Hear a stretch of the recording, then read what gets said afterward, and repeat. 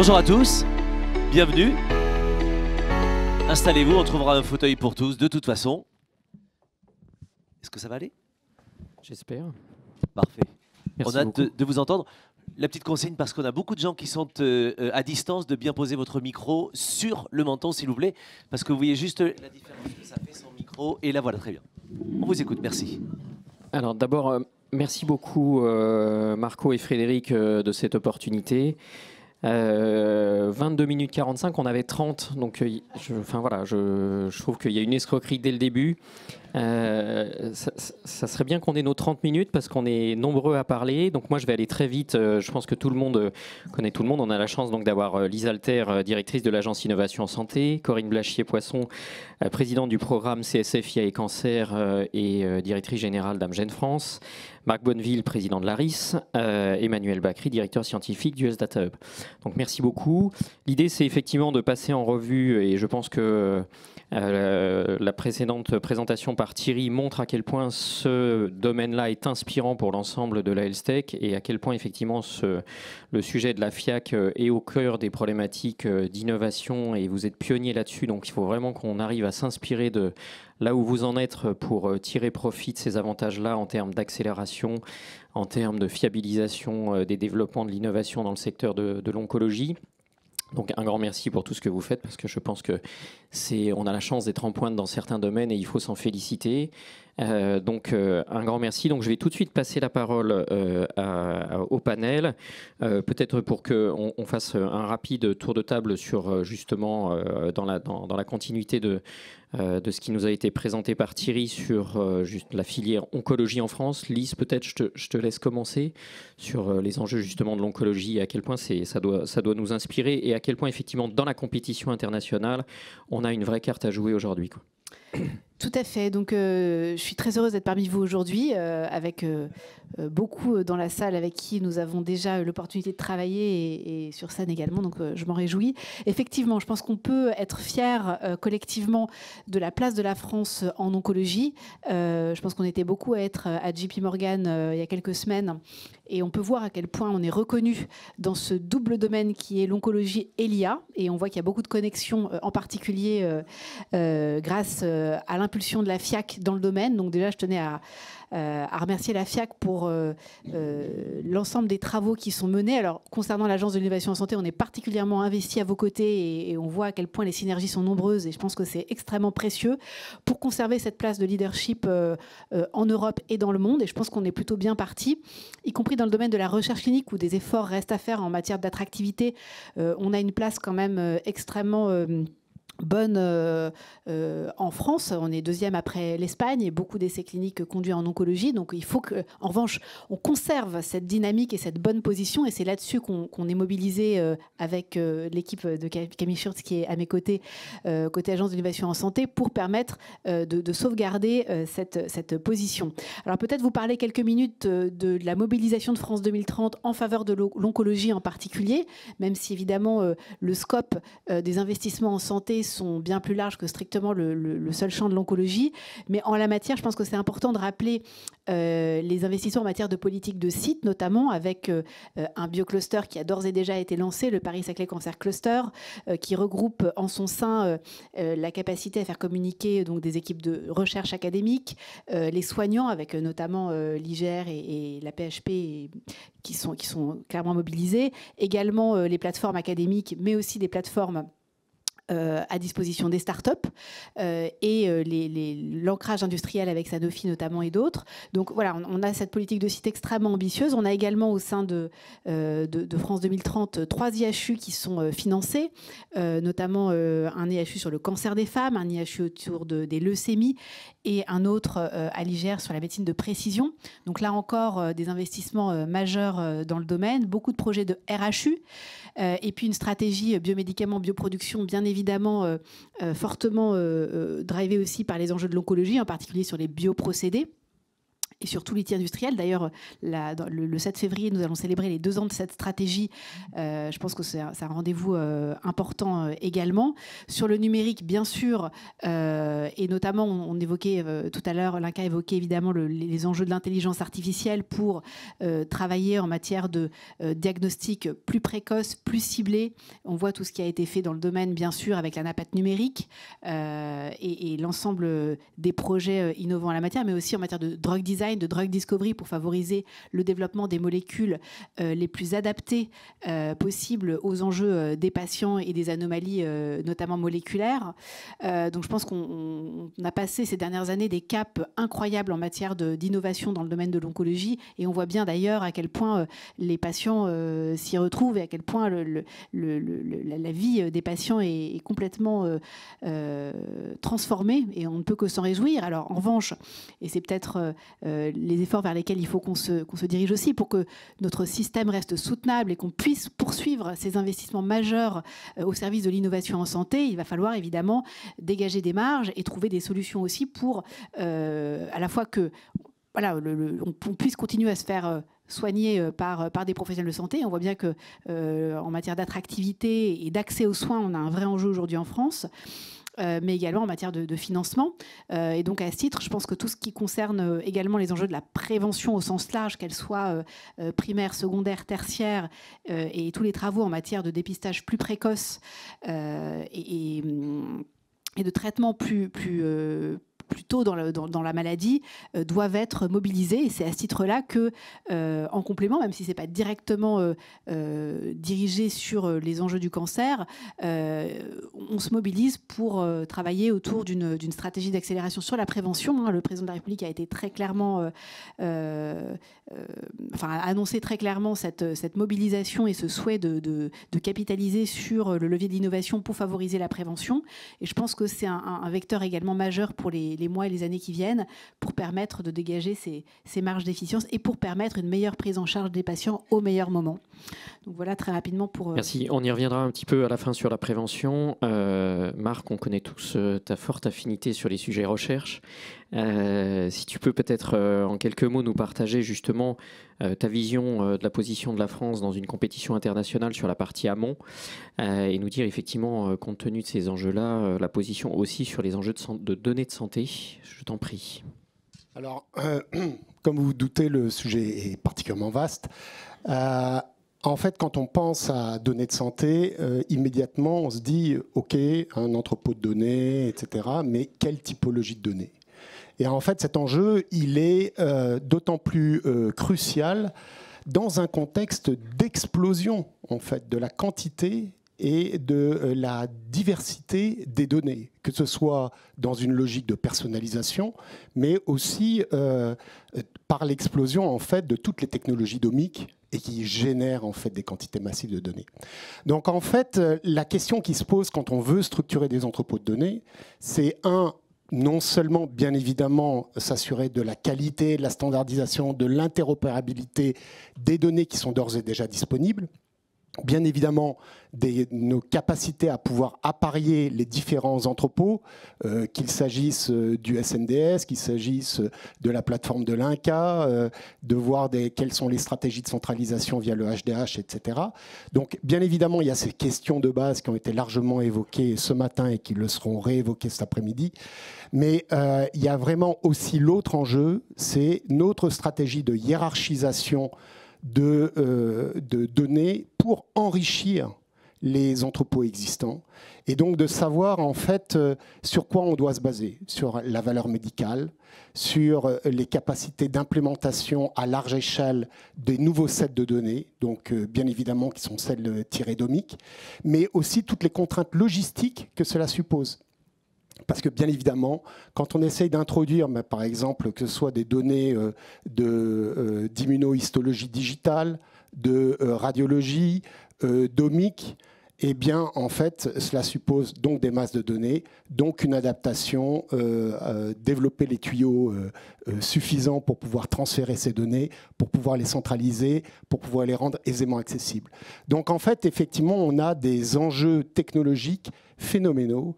Et en fait, je pense que le vrai défi, que ce soit pour rester dans la compétition mondiale, il est premièrement d'ordre disciplinaire et transdisciplinaire. Bien évidemment, la production de ces données relève en fait de différents champs d'expertise. Un champ d'expertise qui était biomédical et biotechnologique, mais ça a été souligné par Frédéric lors de son discours d'introduction, bien évidemment un champ d'expertise autour des technologies de l'information et de l'intelligence artificielle. Un champ d'expertise que l'on néglige trop souvent et qui a été brièvement évoqué ce matin, qui sont les sciences humaines et sociales, que ce soit pour justement aborder les problématiques de barrières d'adoption par les patients, par le personnel médical, que ce soit pour anticiper effectivement les problématiques de collecte de données, et notamment de données en vie réelle. Donc c'est le premier enjeu, je dirais, c'est créer un environnement transdisciplinaire et qui permette véritablement à l'ensemble des acteurs de ces différents domaines de pouvoir interagir de façon efficace. Il faut également y associer tous les acteurs de l'innovation. Donc ça veut dire de mobiliser des partenaires publics, privés, mais qui vont être capables de pouvoir implémenter des solutions intégrées le plus tôt possible. Donc ça veut dire une véritable co-construction. Cette co-construction, elle est absolument cruciale pour pouvoir anticiper justement les barrières d'adoption, les barrières réglementaires, les problématiques de faisabilité, etc. Donc en fait, et de ce côté-là, la France peut se targuer d'avoir des sites d'excellence transdisciplinaires qui ont réussi déjà à co-mobiliser aussi bien les biologistes, les médecins, mais également des acteurs de différents domaines. Moi, je pense à Curie et avec l'implication de l'ESPCI qui apporte en fait toutes les technologies en physique, en chimie, en microfluidique, etc. Je pense bien évidemment à l'IGR et la mobilisation des experts en IA et en informatique. Ce sont des éléments clés et sur lesquels la France peut s'appuyer pour pouvoir développer et accélérer l'innovation. Je pense aussi qu'il y a un gros enjeu, c'est renforcer les approches de tiers-lieux d'expérimentation. Il y a là aussi de belles initiatives qui ont été menées, que ce soit aux HCL, que ce soit du côté parisien, bien évidemment, et avec là une opportunité fantastique, que ce soit notamment pour les gros acteurs des dispositifs médicaux, de pouvoir expérimenter, évaluer des approches d'intégration de données, d'évaluer leur valeur médicale. Donc là, je pense qu'on est aussi bien placé, et je sais bien évidemment que ces approches de tiers-lieux d'expérimentation font partie en fait du programme de France Santé 2030. Et enfin, je voudrais insister sur l'importance d'avoir des sites qui sont vraiment propices à l'accélération de l'innovation. Alors, Lise a évoqué bien évidemment les bioclusters, a évoqué l'IGR. C'est vrai que c'est un site qui est d'autant plus propice qu'il a su à la fois combiner des partenariats avec des venture capitalistes, hein, donc des investisseurs. L'IGR a su aussi développer une culture entrepreneuriale au niveau des chercheurs, a renforcé en fait des parrainages de projets avec des pionniers qui ont développé des boîtes remarquables et qui notamment intègrent les approches de radionomique, en fait, de radiologie et d'intelligence artificielle. Et je pense qu'on peut s'inspirer sur ce type d'écosystème et qui ont été récemment enrichis effectivement par les bioclusters et notamment par le PSCC. J'arrêterai là. Merci beaucoup. Merci beaucoup. Emmanuel, merci beaucoup d'être là. L'idée, c'est en amont justement de la keynote de Stéphanie, de voir effectivement quels sont les grands enjeux, les grands défis techniques, réglementaires de la centralisation des données au niveau français et européen, et de nous faire peut-être rapidement un survol de où on en est et où on va, pour que tout le monde soit au courant, et notamment évidemment sur ces sujets de développement dans le domaine de l'oncologie. Merci beaucoup. Alors, où on en est, c'est facile. Où on va, je ne sais pas. Je peux vous dire où est-ce qu'on a peut-être envie d'aller, mais bon, on sait notamment au niveau européen qu'on peut être, on n'est pas à l'abri de surprises réglementaires et de revirements de dernière minute. Bon, ce qui est clair, c'est qu'on avance en France et qu'il ne faut pas attendre, et tous les pays européens avancent, et qu'il ne faut pas attendre d'être prêt dans le pays pour avancer au niveau européen. Donc il faut ça rend les choses plus difficiles, mais on doit avancer en même temps au niveau européen et au niveau français. Sur le niveau français, où est-ce qu'on en est? Alors nous, sur tout ce qui est les problèmes de centralisation, notre politique aujourd'hui, elle est claire. Alors je vais la répéter, c'est-à-dire que on est des grands, je pense que là maintenant les gens sont au courant, des grands lobbyistes de la fabrique, enfin de la mise en place des entrepôts de données de santé dans les hôpitaux. Donc ça c'est vraiment quelque chose qui nous semble très important, qu'il y ait un réseau d'EDS qui soit interopérable sur toute la France, c'est absolument fondamental. On sait que c'est un chantier énorme, hein. Donc voilà, est-ce qu'on va y arriver? C'est pas là, nous on apporte une petite brique, on aide, mais bon, ça c'est pas moi qui vais répondre à ça. Sur la centralisation, nous, notre optique est assez claire, c'est-à-dire que la plateforme du hub, et nous on pense qu'il y a besoin de centralisation dans 2 cas de figure, essentiellement 2 cas paradigmatiques. Le premier cas, c'est vous avez un projet clairement multicentrique. Alors oui, on peut aller vers des approches federated learning et ce genre de choses, c'est une option. La réalité est que je pense qu'il y en a dans cette salle, des gens qui ont testé ça, il y a pas mal de gens qui ne sont pas encore convaincus, ça reste encore de la recherche. Donc je ne suis pas en train de dire que ce n'est pas la solution, mais en tout cas, c'est pas très clair encore. Et si on peut faire autrement aujourd'hui, j'aurais tendance à penser qu'en attendant cette recherche et que ça aboutisse vraiment, peut-être qu'on a intérêt plutôt à centraliser. Alors donc sur le multicentrique, nous, on a cette politique de dire, il y a un intérêt d'avoir une plateforme nationale qui, s'il y a ce réseau de DS qui est déployé sur toute la France, va faire une centralisation à la demande pour le projet, et ensuite les données sont renvoyées. Donc ça c'est le premier cas paradigmatique. Le deuxième, ça ressemble un petit peu, c'est-à-dire que si vous avez besoin de chaînage compliqué, là aussi c'est quelque chose d'assez technique. C'est assez naturel aussi de faire appel à une plateforme centralisée, et notamment là, sur le chaînage, on a vraiment développé des compétences particulières. Et excusez-moi, je vais parler d'un troisième cas. On peut dire que les 2 premiers font partie du même cas d'usage. Le troisième cas, c'est vous avez besoin de grosses puissances computationnelles. C'est une évidence aujourd'hui qu'on ne va pas mettre des clusters de GPU partout dans tous les EDS. Donc tant que ça tient dans l'EDS, on laisse dans l'EDS. Et puis quand ça ne tient pas, il va falloir avoir une plateforme nationale qui peut accueillir et qui peut être scalable au sens de la scalabilité, avec des vrais services managés de cloud au sens moderne du terme. Donc être capable de débloquer des heures GPU tant qu'on en veut. Bon, ça c'est au niveau français. Quand on regarde, alors au niveau européen, le hub, on est effectivement au cœur de l'action, hein. Donc vous n'êtes pas sans savoir qu'il y a l'espace européen de données de santé qui est en train de se monter, avec plusieurs actions depuis maintenant quelques années. Il y a eu des actions conjointes qui ont fait une sorte de cadrage un petit peu macro. Il y a le pilote de l'espace européen de données de santé qu'on coordonne, j'y reviendrai.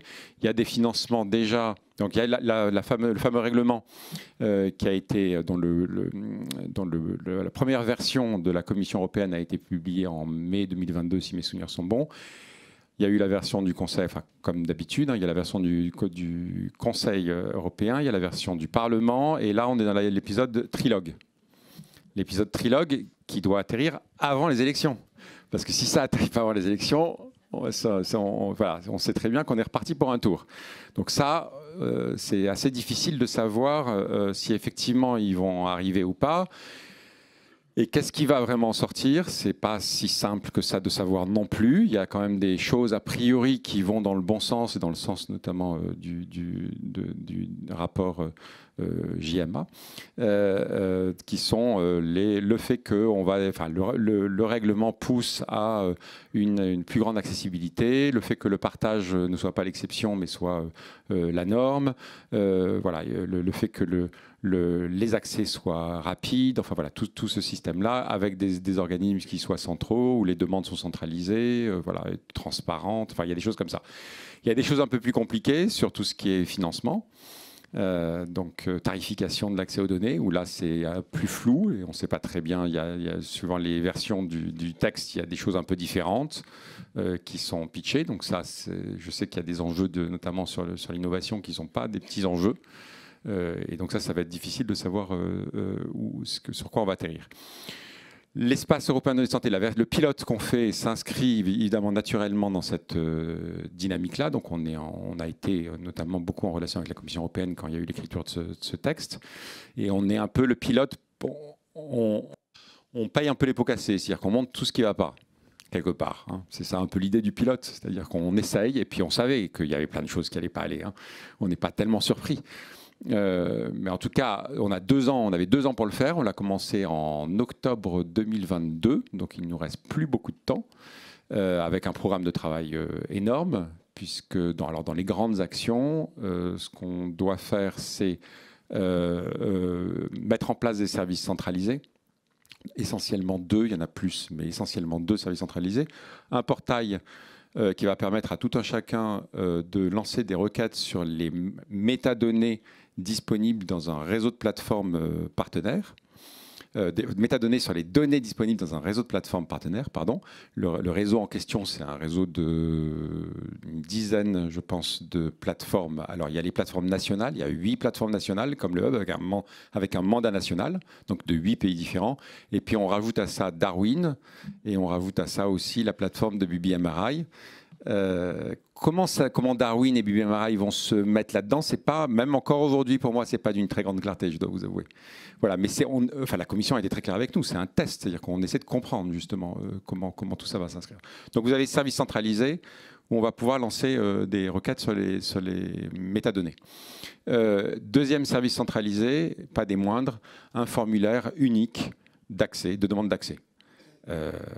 On va essayer d'aller le plus loin possible. Déjà, il y aura le formulaire unique. Là, ça y est, on est en phase de test. On a déjà un premier formulaire qui doit normalement marcher sur tous les pays. Ça ne veut pas dire que toute la procédure d'accès, évidemment, est homogène et que tout sera standardisé. On va essayer d'aller le plus loin possible dans la standardisation des demandes d'accès. Donc ensuite, évidemment, la construction de ce réseau européen. Alors là, même chose. Là, il n'y a pas de centralisation, par contre. Il n'y a pas de centralisation parce que bouger les données d'un pays à un autre, là, par contre, je pense que c'est là, en tout cas, s'il y a une place pour le federated learning, c'est là. C'est clairement là, parce que ça ne va pas changer du jour au lendemain. Nous, on n'en fait pas au niveau européen. Ça a été une négociation claire avec moi, je l'ai dit à la Commission européenne quand on a été pris. Je leur ai dit, ne me demandez pas en 2 ans de monter un réseau de federated learning à l'échelle européenne. Là, on est mort, c'est sûr qu'on est mort. Emmanuel, je vous propose, parce que... Dernière chose. Non, parce que la Stasi, instrumentalisée par Marco et par oui, mais la Frédéric, Stasi, c'est un vieux machin, que ça n'existe plus depuis longtemps. Si jamais je dépasse... On a 5 cas d'usage. Je termine juste en... Et comme Corinne doit prendre aussi la parole, si on peut juste enchaîner 15 secondes. Vite. Okay. Mais on peut aussi après discuter avec vous en dehors. 5 cas d'usage qu'on doit réaliser, dont un en onco. Okay, voilà, c'est tout. C'est réglé, on a dépassé. Hein, donc... Ça y est, je me tais. Non, mais est-ce que, Emmanuel, non, je vais reparler après, je vous rassure. Ok, super. Je suis pas en train de bouder là. Je me mets tout le monde à dos d'un seul coup, super, merci, vraiment c'est cool. Corinne, c'est à toi. On va essayer, si tu peux. En tout cas, l'idée, c'est justement sur le versant thérapeutique et avec ta casquette aussi du CSF, parce que c'est quand même le CSF qui a piloté initialement cette initiative. Donc, je t'en prie. Merci, Franck. Alors d'ailleurs, quand tu m'as présenté sur le CSF, il y avait un lapsus très amusant. Tu as dit IA et cancer. En fait, alors CSF pour notre animateur, c'est le comité stratégique de filière, qui est donc initié par le ministère de l'Industrie, qui a pour objectif de créer des filières en France attractives, qui structurent en fait les coordinations entre les industriels, les partenaires publics, qui identifie donc les sujets où on a matière à travailler et à créer des filières donc qui fonctionnent. Et donc nous, c'est la filière IA et santé. Et je tiens juste à dire une chose, c'est que IA et cancer, c'est une filière qui fonctionne très bien. Et d'ailleurs, cette journée le montre bien, tous les exemples le montrent. Par contre, sortie du cancer, alors là, ça fait plusieurs mois que je suis présidente de ce CSF, et en fait, on se rend compte que on a beaucoup de mal à recréer le bel exemple idéal de cette filière. Et on pourra en rediscuter, ça vous intéresse, mais il y a certainement des sujets de santé publique aussi importants que le cancer qui méritent la santé mentale, les maladies chroniques, et pour lesquels aujourd'hui, on discute beaucoup, mais on n'a pas encore trouvé les moyens de bâtir une filière équivalente. Moi, je voudrais juste dire en tant qu'industriel, parce que je pense que ce matin, les industriels qui sont intervenus ont montré qu'il y avait déjà beaucoup de projets qui ont démarré avec des très bonnes questions qui répondent à nos besoins industriels, mais qui viennent aussi apporter des réponses à des questions qui intéressent les institutions. Moi, il y a une chose, je pense qu'on a montré que c'était intéressant pour les patients, intéressant pour les professionnels de santé, intéressant pour les industriels. Maintenant, moi, j'aimerais que les décideurs publics, et je pense notamment à l'HAS, nous donnent des signaux positifs sur l'utilisation de ces études en vie réelle. Parce que ce matin, quelqu'un a mentionné, par exemple, la base de données ESME d'Unicancer, qui a été un énorme travail. Ça a été plusieurs fois présenté dans des dossiers pour l'HAS, ça n'a jamais été valorisé. Donc, en fait, ça n'a rien donné. Ça n'a pas changé l'évaluation, ça ne l'a pas dégradé, Dieu merci, mais ça ne l'a pas augmenté. Et en fait, aujourd'hui, quand je demande est-ce qu'il y a un exemple, alors parce que bien sûr, il y a tout ce qui est la partie épidémiologique, de description, mais maintenant, nous, ce qui nous intéresse aussi en tant qu'industriels, c'est en quoi ces données peuvent changer l'évaluation, améliorer l'évaluation de l'efficacité, la tolérance de nos produits en vie réelle. Et en fait, aujourd'hui, on n'a qu'un seul exemple en vie réelle, que je mentionne même pas, en tout cas que certains d'entre vous connaissent, mais qui est en fait un peu maigre au regard de tous les efforts qui sont faits. Et donc j'attends des acteurs publics. De toute façon, vous l'avez compris, on ne nous a pas laissé du tout suffisamment de temps pour qu'on bénéficie. Donc merci les organisateurs. On vous l'a laissé, vous l'avez géré à votre manière, mais vous l'avez eu. Alors, chacun gère son temps comme il veut. L'enjeu de la compétitivité, on lui a donné qu'une demi-heure, c'est tout ce que j'ai à dire. Voilà. Tu sais, l'indépendance de l'Aveyron aurait pu prendre 3 heures aussi, on n'a pas pris le temps. Non, juste vous dire que les interlocuteurs... Si c'est l'anarchie, je veux bien... Vas-y, je t'en prie, mais les interlocuteurs... Histoire de vraiment foutre le bordel complètement. Mais l'idée, c'est plus qu'à la pause, j'imagine que tout le monde va rester et que c'était un début de discussion. Ça vous plante un peu le décor. C'était ça l'objectif. On a réussi. Merci beaucoup. Merci beaucoup. Bravo à tous. Merci infiniment. Merci mesdames. Merci messieurs.